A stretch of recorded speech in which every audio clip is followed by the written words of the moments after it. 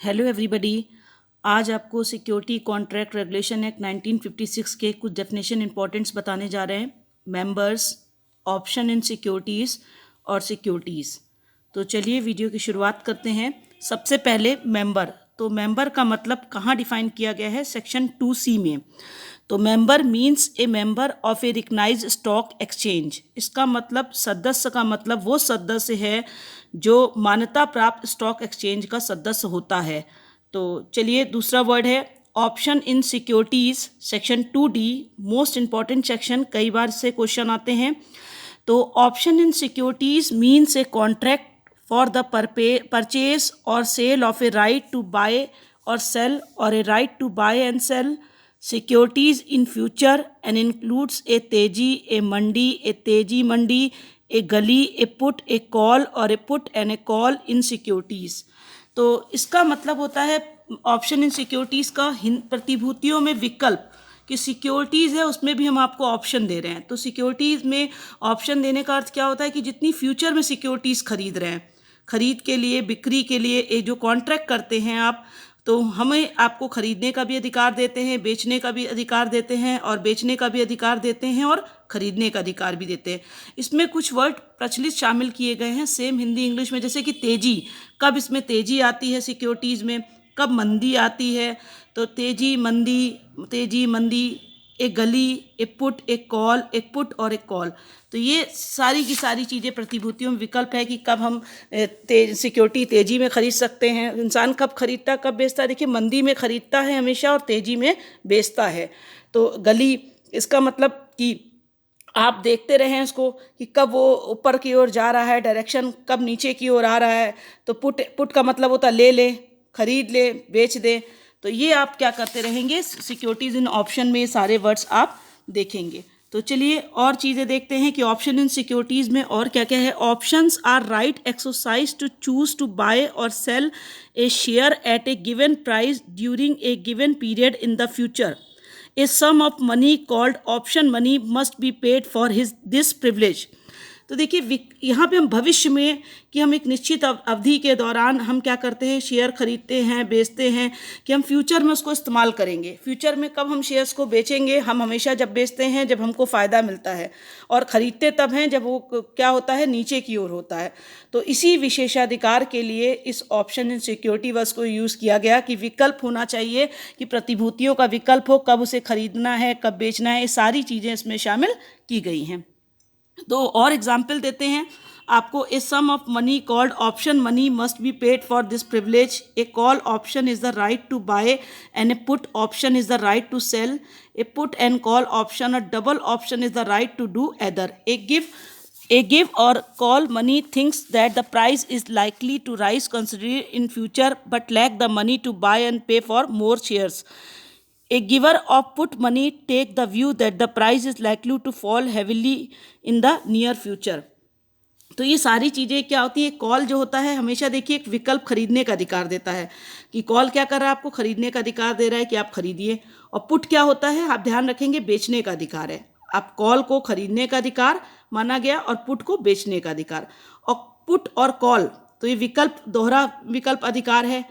Call देने वाला पैसा सोचता है कि कीमत भविष्य में काफ़ी वृद्धि होने की संभावना है, लेकिन जो अधिक शेयर को खरीदता है वो भुगतान करने के लिए क्या करता है, पैसों की कमी है, वो ये सोचता है कि जब डाउन हो जाएंगे शेयर तब खरीदेंगे। तो पुट मनी देने वाला विचार रखता है कि निकट भविष्य में भारी गिरावट की संभावना है, क्योंकि वो तभी चीज़ों को भविष्य के लिए लेगा जब शेयर मार्केट का शेयर्स गिर जाएंगे। तो पुट वाला हमेशा क्या सोचेगा कि भविष्य में जब कीमत गिरेगी तब हम क्या करेंगे, इसको खरीदेंगे, और जब इसके बाद फ्यूचर में तब हम इसको बेचेंगे जब इसकी वैल्यू ऊपर बढ़ जाएगी। तो ये सारे वर्ड्स आप ध्यान रखेंगे।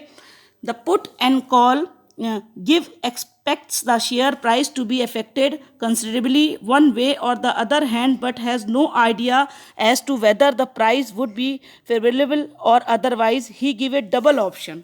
तो पुट एंड कॉल देने वालों को उम्मीद क्या होती है कि शेयर की कीमत किसी न किसी तरह से काफ़ी हद तक प्रभावित होगी, लेकिन इस बात का कोई अंदाज़ा नहीं कि कीमत अनुकूल होगी या नहीं, वह एक डबल विकल्प देता है। देखिए, हमें ये नहीं पता रहता, शेयर मार्केट में पहले कह चुकी हूँ कि स्टेबल मार्केट नहीं है, स्थिर बाजार नहीं है, वो हमेशा परिस्थितियों के अनुसार ऊपर और नीचे करता रहता है। तो भविष्य में जो शेयर में पैसा लगाता है वो यही सोचता है हमेशा कि हमेशा पैसा उसे अच्छा मिलेगा, जो रिटर्न होगा वो अच्छा मिलेगा, लेकिन कब अनुकूल होगा कब प्रतिकूल होगा ये परिस्थितियों पर डिपेंड करता है। तो वो हमेशा वेट करेगा कि जब मार्केट ऊपर बढ़े तब हम शेयर्स को बेचें और जब मार्केट गिरे तब हम शेयर्स को ज़्यादा से ज़्यादा खरीदें। इसीलिए इसको क्या कहा गया, ऑप्शन इन सिक्योरिटीज़ का प्रतिभूतियों का विकल्प होगा, कब हम प्रतिभूतियों को सिक्योरिटीज़ को सेलेक्ट करें कि हमें ज़्यादा से ज़्यादा फायदा हो।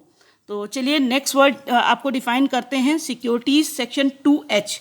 तो सिक्योरिटीज़ में क्या है, according to section 2H security include share, scripts, stock, bond, debenture, stock or other marketable securities of a like nature in or any incorporated company or the other body corporate. Derivatives आप already section में पढ़ चुके हैं, first video में डिरेटिव किस में दिया गया है, सेक्शन 2AC में, उस वीडियो को आप सुन लीजिएगा, डिरेटिव आपको वर्ड समझ में आ जाएगा। यूनिट और any other instrument issued by any collective investment scheme to the investor in such schemes.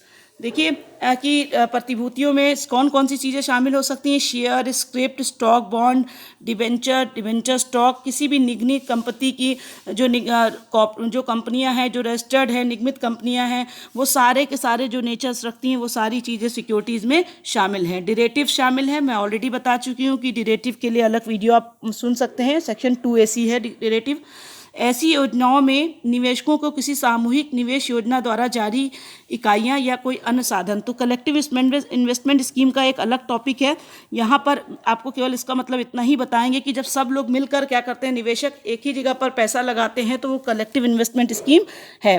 तो नेक्स्ट जो वर्ड मैं आपको डिस्कस कर रही हूँ वो है कि सिक्योरिटीज़। आप देखेंगे securities receipt as defined in clause ZG of Section 2 of the Securitism and Reconstruction of Financial Assets and Enforcement of Security Interest Act 2002।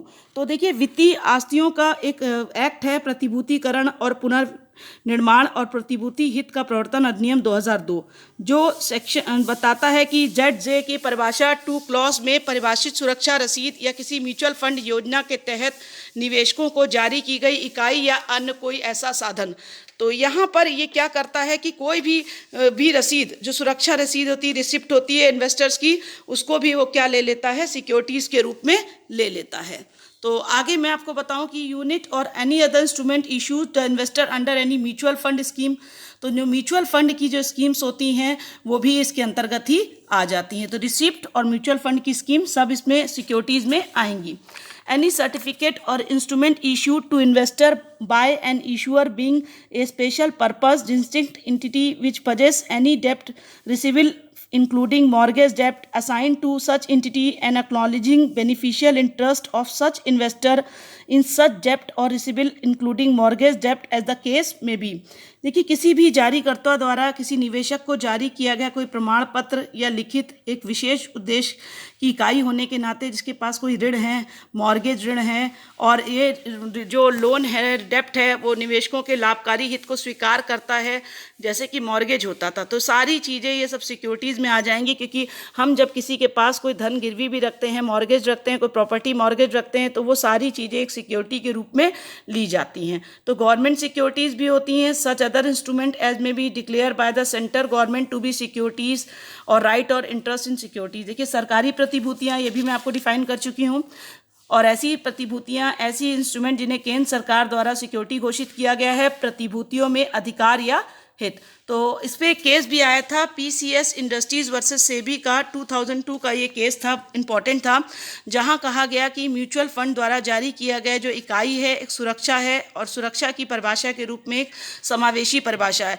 तो इसका मतलब जो म्यूचुअल फंड जो होती है वो भी सिक्योरिटी की डेफिनेशन में आएगी और उसको सिक्योरिटी की डेफिनेशन में माना जाएगा। इसका मतलब जो म्यूचुअल फंड आप खरीदते और बेचते हैं वो भी एक सिक्योरिटी के रूप में ली जाएगी। जो दूसरा केस है, in Sahara India real estate corporation limited versus SEBI civil appeal का जो केस है 2011 का, बहुत इंपॉर्टेंट केस है, जहां पर कहा गया कि जो कंपनियां हैं, सहारा समूह के तहत जो कंपनियां थीं वो क्या है, उनके जो डिबेंचर्स थे, जो हाइब्रिड उपकरण की प्रकृति में थे, तो उन्हें इस कहाँ पे कवर किया गया, मैंने आपको बता दिया था कि ऑलरेडी कि सेक्शन 2H में SCRA में, SCR का मतलब सिक्योरिटी कॉन्ट्रैक्ट रेगुलेशन एक्ट में उनको कवर किया गया है। और मार्केट में वो सब सिक्योरिटीज़ के रूप में ली जाएंगी कि अगर कोई डिबेंचर्स हैं वो सब के सब सिक्योरिटीज़ के रूप में लिए जाएंगे। और लाखों लोग होते हैं वो डिबेंचर्स कंपनी अधिनियम में के अंतर्गत वो कहते हैं कि वो सुरक्षा के रूप में कब नहीं लिए जाते हैं, जब कि वहाँ पर उनको पता नहीं रहता है कि वो सिक्योरिटीज़ हैं। तो जो हाइब्रिड जो आप देखेंगे कि एक नए तरीके का इन्होंने कहा है कि सारा ग्रुप में जो इंस्ट्रूमेंट थे वो सारे के सारे किस में कवर किए थे, सिक्योरिटी कॉन्ट्रैक्ट रेगुलेशन एक्ट 1956 के अंतर्गत कहा गया कि जो डिबेंचर हैं जिनका नेचर जो है वो चेंजेबल है वो सिक्योरिटीज़ में आएंगे। लेकिन अगर लाखों लोग केवल एक सिंपल से पेपर डिबेंचर के रूप में ले रहे हैं तो वो SR के प्रावधान के अंतर्गत सुरक्षा की डेफिनेशन में नहीं आएंगे। ये केवल किसको मानते हैं, हाइब्रिड इंस्ट्रूमेंट को, जो चेंजेबल डिबेंचर हैं उन्हीं को सिक्योरिटीज़ के रूप में ये एक्सेप्ट करते हैं। तो चलिए आज आपको 3 डेफिनेशंस क्लियर हो गई होंगी। पहली डेफिनेशन मेंबर की सेक्शन 2C में, option in securities section 2D में और सिक्योरिटीज़ सेक्शन 2H में। तो please like share subscribe my channel. Thank you.